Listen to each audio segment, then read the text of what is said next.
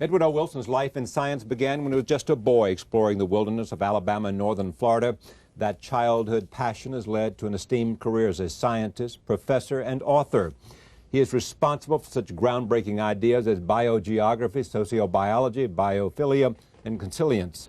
He has received 2 Pulitzer Prizes for his books on human nature and the ants, as well as the National Medal of Science. In his latest book, The Future of Life, he argues that we are in danger of losing half of the Earth's species and plants by the end of the century. I am pleased to have him here to talk about these ideas and more. Welcome. Thank you, Charlie. Good to see you again. I'm glad to be back. Yeah. One thing that's happened to you, which I want to talk about first, you had, for the lack of a better word, a Walden experience. Yes. I deliberately acquired a Walden experience because in preparing this book, which is a kind of a brief from the conservation and biology front about the world's fauna and flora, right, how much there is, what's happening to it, what can we do to save it, I wanted to provide historical depth. And Henry David Thoreau is very much the progenitor of the American environmental ethic. So I immersed myself in Thoreauviana and introduced the whole subject by a letter to this gentleman. Which begins the book, that's right. That's right. But you also went to Walden Pond. Oh, I stayed out a lot of times. And what did it do and tell you, and what did you feel? I was reading what he said about that particular place, what he said about his feelings concerning nature, why he went there, and so on. And that gave me the perspective of another thinker across 150 years. And so I was able to point out to Mr. Thoreau and to you, the reader, similarities in the way we think about the environment today and the way he thought about it long ago, and thus to put into a better perspective why the American environment movement is the way it is today. How bad are things? Pretty bad. That's why I feel a sense of urgency in getting this whole issue onto center stage in the media and public domain. On the one hand, scientists are discovering more and more diversity as they explore the planet. And they're finding that we only know a small fraction of what's out there, but of the organisms we know best, you know, like the flowering plants and the vertebrates, birds, mammals, and so on. They're disappearing faster and faster. They're disappearing at a rate of about 0.1% of the species per year, and that is clearly picking up. So much so due to destruction of habitats and the flood of alien species, you know, invading species from different parts of the world into each country in turn, that it's entirely possible that if there's no abatement in the ill effects of these human activities, we could lose half the species of plants and animals within the century. What's the worst villain in what we are doing to the ecosystem? Habitat destruction. The cutting of the old-growth forest, and especially the tropical rainforest, destruction of the coral reefs, and other natural environments everywhere in the world, from the Arctic down, but particularly in the tropical regions, where the developing countries, containing 80% of the people on Earth, are still expanding their populations and increasing their per capita consumption and moving ahead with very little concern for the ultimate fate of the natural environments that they are responsible for. You argue here that essentially there is a consensus in the scientific community about the peril. Yes. Yet when you come to something like ANWR and oil drilling, which is invasion of habitat, you find serious disagreement, not just among politicians, because politicians call scientists to order to testify on their behalf. Serious disagreement on political leaders, among political leaders and public philosophers who don't know the subject, but not among scientists, where this is a virtual unanimity about the size of the problem. Size of the problem, but yeah, and the consequences of it. which means as the number of species go down, we know from careful field studies now, place by place around the world, you lose stability, you lose environmental security. These natural systems that our lives depend on I find it more and more difficult to recover from shocks like fire or drought. And we also find that the productivity of them goes down. And a great many of the services that they have provided us for free, one estimate has it 33 trillion a year, free of charge. Those services are just eroding away underneath our feet. Is there, let me stay with science, is no disagreement at all you're suggesting? Virtually none. Yeah. There's virtually none on the nature of the pearl or in terms of the either on the on the effect of cause or effect. Yeah, on the extinction that's occurring, on the rate at which it's occurring, and on the ultimate effects of its continuing to occur. There's virtually no disagreement among the scientists who study the problems of biological diversity of this planet. Draw me the worst scenario of the consequences of no change in direction. Worst scenario, which shall we say would be here within the century, would include the Amazon and other great forest, tropical forest wilderness of the world gone. The Amazon in particular. Gone means what? Gone. Means there's no longer... Cut, covered by scrub, by agricultural lands, which probably would be rather low in productivity. Coral reefs around the world largely gone. And the world a far lonelier place, a far less interesting place, but also climatically less stable, much more liable to swift and unpleasant changes in local environment and then on around the world in global environment. A human population waking up to the fact that it has destroyed half the creation, consisting of millions of species, which in turn average 1 million years or so in longevity before they go extinct naturally, now have been wiped out 1,000 times faster than that. You know what's amazing about this process, and this is in here? Half of the species, or whatever the number is, we don't know, we've never even identified them. That's right. There's an extraordinary amount of life on this planet. This is still a little known planet. Yeah. And one of the great tasks of biology of the 21st century is going to be to finish the exploration of that biological diversity and have as part of that effort the effort to save it. We do have some good ideas about how to save it. Let me add and that's where, immediately. and what you're trying to do in this book is, in a sense, say, for God's sakes, let's use these ideas. Exactly. Here's a situation, year 2002. We're beginning to get an idea of how little we know of the biological diversity and how much work we have to put in order to really get this planet explored, mapped in a way that we can sustain the rest of life on Earth. We have a grip on the problem. We know how fast the species are disappearing, and we know where and why they're disappearing to some extent. We need a lot more information at the beginning to get a grip on it. And we know what to do to save them. And the measures that can be taken to save them include putting an umbrella as quickly as possible over the critical areas where the largest number of species are endangered that are concentrated in a relatively small number of areas called hotspots. Yeah, I was going to say that. You talk about hotspots. Go ahead. Right. Give me the sense of, here we are now in the arena of solutions. Exactly. To save the planet. That's exactly right, and that's what's important. Let's get moving. Let's get on it. Okay, but give us the reason why you believe it can be saved, and what measures must be taken, and where the economic resources come from to ensure that survival. Let me give it in a nutshell then.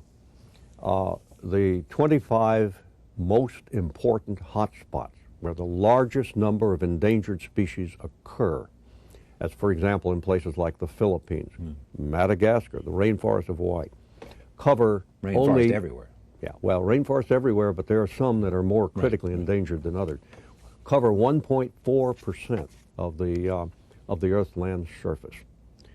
That 1.4% contains something like 44% of the kinds of plants found nowhere else, and 35% of the vertebrate animals, you know, birds, reptiles, mammals.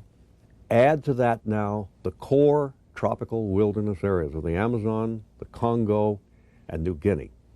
They can be secured as primary reserves with one payment, according to a study made by biologists and economists a year and a half ago, one payment of $28 billion.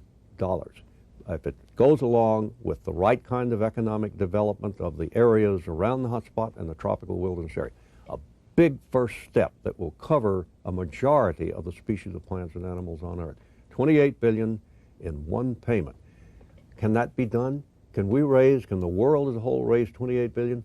Yes, that's 1/10 of 1% of the gross world product. Of course it is, but let me just tell you that the Secretary General of the United States just, you know, is going around the world and making speeches about how many billions he needs for poverty in the world. I mean, yes. There is a sense of the world trying to deal with its own economic recovery, first of all, deal with war and famine, and at the same time saying we've got poverty on an alarming scale between have and have-nots. Yes. And here comes E.O. Wilson saying, well, here's another issue that's going to destroy the planet. How do you break through? You see, you've just touched the key point.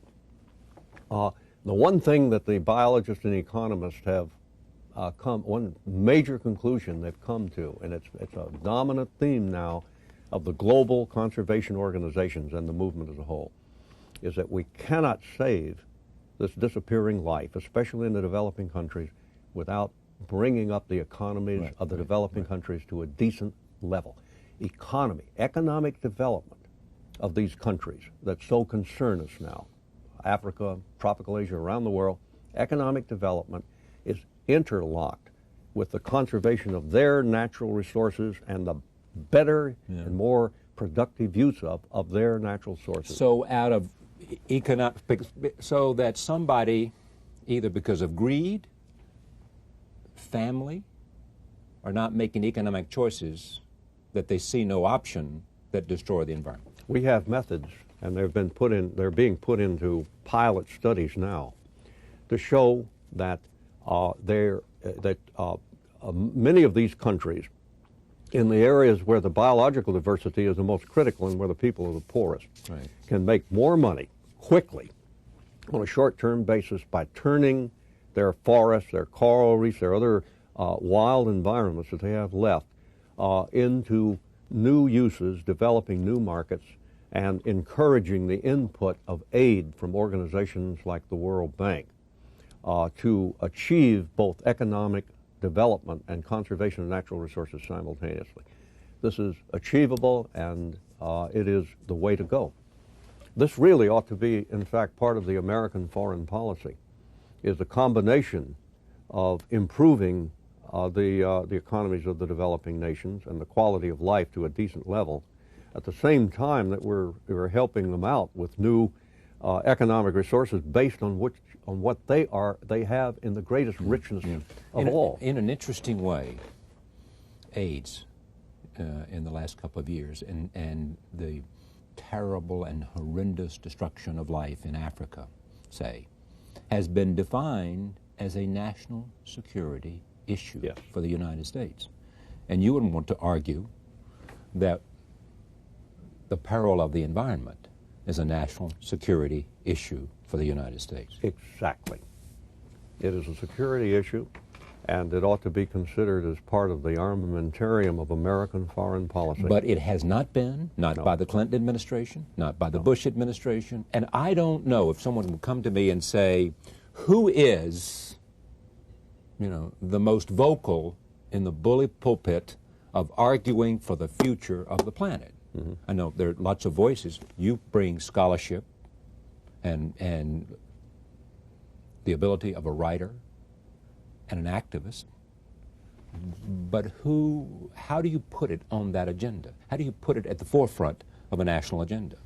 or international agenda? Because it takes all those nations working together. Well, precisely what I've been trying to do, and others have, are coming from the ranks of the scientists and environmental economists, is to recruit a sufficient cadre of scholars, advisors, public philosophers, and commentators to understand what is at stake here, that this is not just another big problem that we have to face, but it is a large part of the solution for much of the economic problems of the world and also of our security. And you asked we all ought to ask the question, with all the benefits of technology, all of the byproducts that are positive, how is that technology being employed, in a sense, to save the natural earth? Yes, and much of the new technologies that are being developed are precisely usable now to turn the remaining natural environments to greater productivity and security for people. That is, the development of new crops, of new fibers. We need a whole new industry of tree farming that can draw on the best kinds of tree species that are available in these vanishing forests. And we can turn to these places for medicinal, new pharmaceuticals. Extraordinary amount of medicine comes from. Yeah, quite, well, it does. And furthermore, studies have shown in Central and South America, for example, that local people can actually make more money harvesting natural medicinals from the forest, providing a market is available to them, than they can by cutting the forest and converting to agriculture. Well, then why don't they do that? Because they don't have the markets developed and they don't have the expert advice. They don't have the business model, and they don't have the organizer, and they don't have the... Because we've been giving the wrong kind of foreign aid is why. We haven't been giving them the kind of advice for market development and utilization of their natural resources that they most need. How much of your life is this taking now? Almost all of it, I suppose. It really is. I mean, it has become your obsession. It's something that I'd like to accomplish in the years that I have left. It's worthy of a crusade. I hope to see more and more people involved in it, and not just biologists and conservationists. Before this, you and I have had a number of conversations at this table, and we have talked about beliefs. And has this involvement done anything to change any sense of the way you viewed man and woman, and the whole notion of the priority, the priority of biology and genetics to who we are? No, it hasn't.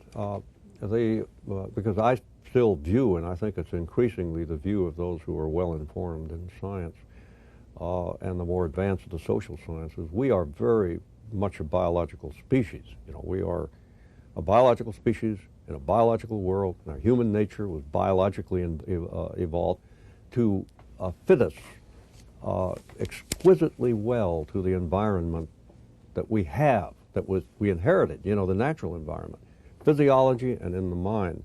What is new is not that view, which I think has grown stronger over the years that we've chatted like this.